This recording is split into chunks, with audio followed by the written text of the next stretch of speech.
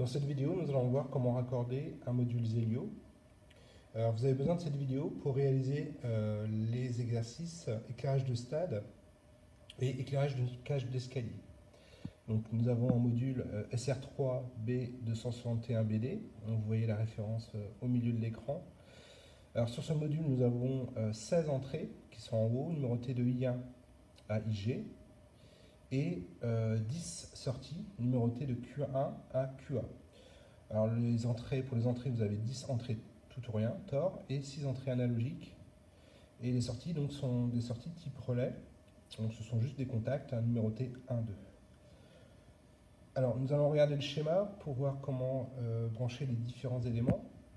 Alors ce schéma donc, que vous aurez à compléter. Donc, sur ce schéma, on voit la source d'alimentation en haut, phase neutre, 2 disjoncteurs, Q1, Q2, une alimentation A1, donc qui va fournir le 24 volts continu, 4 boutons poussoirs de S1 à S4 et 3 voyants.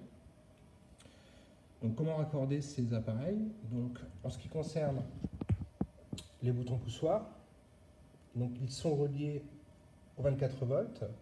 Donc on part du disjoncteur C2 par la phase, le fil rouge.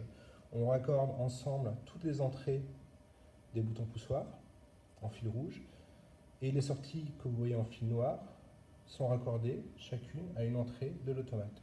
Donc le bouton S1 sur I1, S2 sur I2, etc. Donc voilà pour les entrées. En ce qui concerne les sorties, donc nous avons des voyants qui sont alimentés en 230 volts. Donc nous avons besoin d'une alimentation en 230. Donc c'est fourni par le disjoncteur C10. Alors comment est-ce qu'on raccorde? Donc on a les bornes, toutes les bornes 1 des sorties, donc de Q1, Q2, Q3 sont reliées ensemble et reliées à la phase du disjoncteur. Les bornes 2 de Q1, Q2, Q3 donc sont reliées au voyant.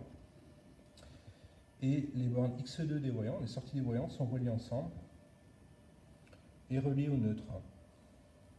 Donc voilà pour le branchement des entrées et des sorties sur l'automate.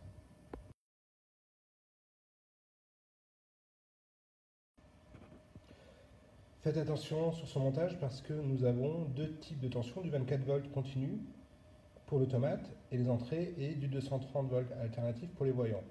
Donc si vous faites une erreur de câblage, vous allez peut-être amener du 230 sur l'alimentation, sur le 24 volts, l'alimentation de l'automate, ou sur une entrée de l'automate.